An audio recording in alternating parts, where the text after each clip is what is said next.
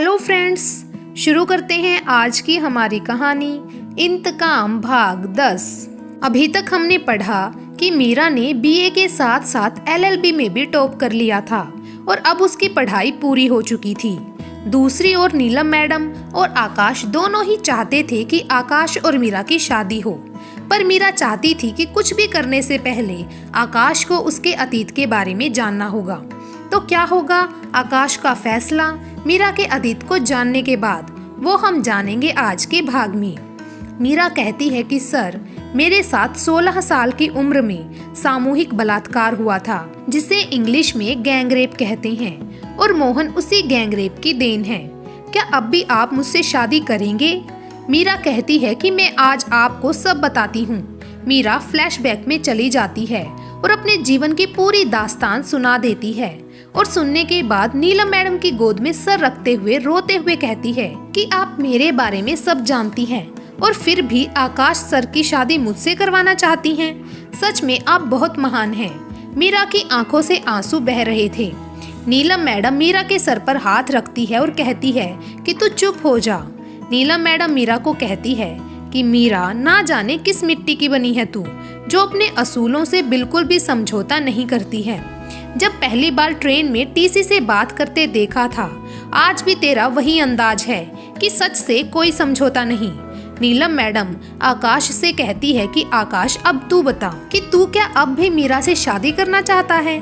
तो आकाश मीरा के पास जाता है और उसका हाथ पकड़ते हुए कहता है, हाँ, ये मेरे लिए बड़े सौभाग्य की बात होगी कि तुम जैसी हिम्मती लड़की मेरी जीवन संगिनी बनी, जो इतना कुछ सहने के बाद भी वो कर रही है जो कोई नहीं कर सकता है।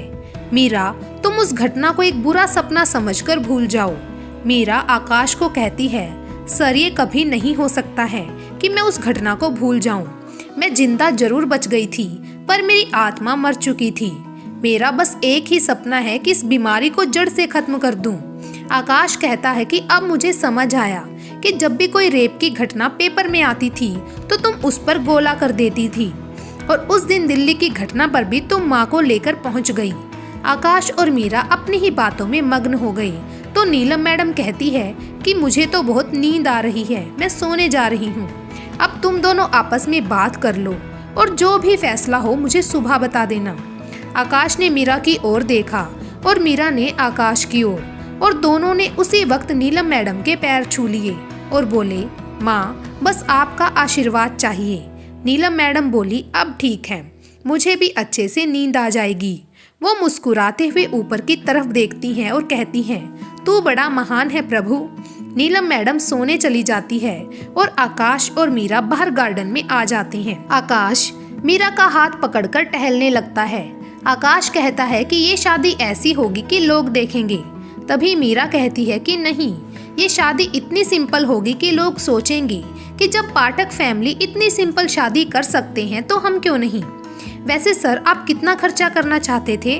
आकाश कहता है कि 2-4 करोड़ तो खर्च हो जाते। मीरा कहती है, सर, वो 2-4 करोड़ खर्च अब भी करेंगे, पर एक नया स्कूल बनवाने के लिए, और वो स्कूल होगा एक आदिवासी इलाके में। सर, मेरा सुझाव कैसा है? आकाश बच्चों की तरह मीरा के आगे कहता है कि अगर सर ही बोलना है तो फिर शादी क्यों कर रही हो? अरे अब तो आकाश बोलो। मीरा कुछ देर चुप रहने के बाद कहती है, आकाश, आप अभी भी बच्चे हैं। उस दिन जब मेरा रिजल्ट आया था तो बच्चों की तरह उठा लिया था। वैसे तो आप बहुत बेबाक बनते हैं, पर मेरे से बोल नहीं सके, मैडम जी से बुलवाया और अब बच्चों की तरह लड़ रहे हो। आकाश, आपको पता है ना कि घर में पहले से ही 2 बच्चे हैं, तो मैं बिल्कुल भी नहीं चाहूंगी कि आप तीसरे बच्चे बने। आकाश मीरा को गले से लगा लेता है और कहता है, सच में मैं बहुत खुश नसीब हूँ कि तुम मेरी जीवन साथी बनने जा रही हो। अब तो मुझे पूर्ण विश्वास हो गया कि हम और हमारी पार्टी देश में पूर्ण स्वराज लाकर रहेगी। मीरा कहती है कि वो कैसे? आकाश कहता है कि जिसका दिल देश के आदिवासियों के लिए भी सोचता हो, जिनसे कभी मिली भी नहीं है, ये इस बात का प्रमाण है। दोनों अपनी ही बातों में खोए हुए थे।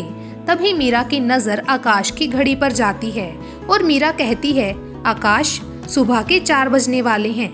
तो आकाश कहता है कि 4 रात के बजते हैं।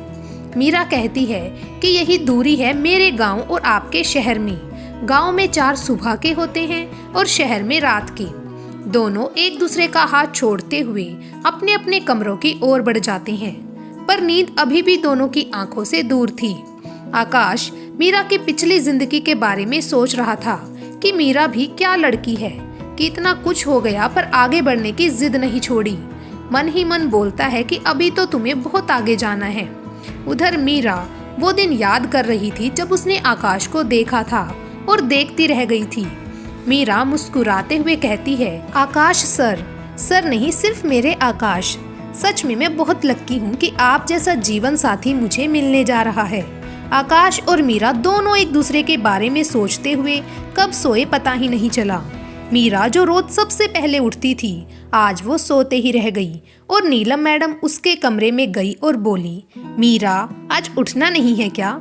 मीरा नीलम मैडम की आवाज सुनते ही एकदम से उठ गई और घड़ी की तरफ नजर गई तो 8 बज गए थे और मीरा के साथ पहली बार ऐसा हुआ था कि वो इतनी लेट उठी थी। मीरा नीलम मैडम को सॉरी बोलती है तो नीलम मैडम कहती है कि कोई नहीं, ये तो सबके साथ होता है और ये दिन जिंदगी में बार बार नहीं आता है, मेरी होने वाली बहू। मीरा शर्मा जाती है। नीलम मैडम कहती है कि जा अब आकाश को भी उठा दे, वरना आज वो सोता रह जाएगा।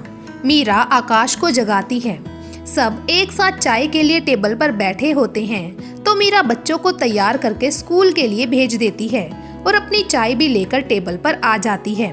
नीलम मैडम कहती है कि अब तुम दोनों की शादी होने जा रही है, पर अब मुझे बताओ कि आगे क्या क्या करना है और शादी कब तक करनी है। आकाश कहता है कि माँ, शादी में ज्यादा कुछ नहीं करना है, शादी बहुत सिंपल तरीके से होगी और जो भी पैसा बचेगा उसे हम किसी आदिवासी इलाके में एक स्कूल का निर्माण करा देंगे। नीलम मैडम मीरा की तरफ देखती है और कहती है कि ये तो शादी से पहले ही तेरी भाषा बोलने लगा, और आकाश को कहती है कि मैं भी माँ हूँ तो सब समझती हूँ। नीलम मैडम कहती है कि ये तो बहुत अच्छी सोच है जो मुझे भी बहुत पसंद आई है। नीलम मैडम कहती है कि चलो अब मैं और मीरा सचिवालय जा रही हैं और तुम पार्टी ऑफिस जाओ, सब शाम को खाने के टेबल पर फिर से मिलते हैं। आकाश कहता है कि माँ, मीरा को आज मेरे साथ ही जाने दो क्योंकि पार्टी ऑफिस में भी बहुत से काम पेंडिंग हैं। नीलम मैडम मुस्कुराती है, ठीक है, पर पेंडिंग काम निपटा लेना। नीलम मैडम सचिवालय चली जाती है। आकाश और मीरा पार्टी ऑफिस की ओर चल देते हैं। मीरा कहती है कि ऐसा कौन सा पेंडिंग काम है, तो आकाश मुस्कुराकर कहता है कि बस मन था कि पूरा दिन तुम्हारे साथ रहूं। मीरा कहती है कि अच्छा ये बात थी। दोनों ऑफिस पहुंचते हैं तो मीरा जल्दी से लैपटॉप खोलती है और कहती है कि आकाश, ये गांव देख रहे हो, ये गांव अभी मूलभूत सुविधाओं से वंचित है क्योंकि यहाँ के आदिवासी लोग बहुत सीधे हैं। सरकारें यहाँ से खनिज संपदा का दोहन तो कर रही हैं, पर उसका लाभ इन गरीब लोगों को नहीं मिल रहा है, तो हम स्कूल यहाँ खोलेंगे। एक बात और, हम अपना हनीमून भी यहीं मनाएंगे। आकाश कहता है ठीक है मीरा जी, जैसी आपकी मर्जी। मीरा कहती है कि हमें माँ से भी सपोर्ट लेना होगा क्योंकि मैं चाहती हूँ कि दिल्ली के टीचर जाकर वहाँ के लोगों को ट्रेंड करें जिससे वहाँ के लोग आगे बढ़ सकें। आकाश को मीरा का आइडिया पसंद आता है। आकाश और मीरा काम निपटाकर घर आ रहे होते हैं तो आकाश गाड़ी को सड़क किनारे रोक देता है और कहता है कि कभी तो अपने बारे में सोचा करो, और मीरा का हाथ अपने हाथ में लेता है। मीरा भी आकाश की आंखों में आंखें डालते हुए कहती है कि ये सब मैं अपने लिए ही कर रही हूँ क्योंकि मेरा ही सपना है कि कभी किसी के साथ ऐसा ना हो जैसा मेरे साथ हुआ था। वो आकाश की बाहों में समा जाती है और कहती है कि मेरे इस सपने को सच करने में आप कितनी हेल्प कर रही हो। आकाश और मीरा सुनसान सड़क पर एक दूसरे के अंदर खोए हुए थे कि तभी एक तेज रफ्तार ट्रक उधर से गुजरता है तो दोनों का ध्यान जाता है कि वो दोनों एक रोड पर हैं। आकाश गाड़ी स्टार्ट करता है और घर की ओर चल देता है। घर पहुंचते ही सब लोग फ्रेश होकर खाने के टेबल पर बैठते हैं तो आकाश सब प्लान नीलम मैडम को समझा देता है। नीलम मैडम को ये आइडिया बहुत पसंद आता है। नीलम मैडम कहती है कि इस पर कल से ही काम शुरू करो क्योंकि मैं चाहती हूँ कि 2 महीने में ये प्रोजेक्ट पूरा हो और फिर उसके बाद तुम दोनों की शादी और हनीमून भी वहीं। इससे आगे की कहानी वो हम जानेंगे अगले भाग में। Thank you.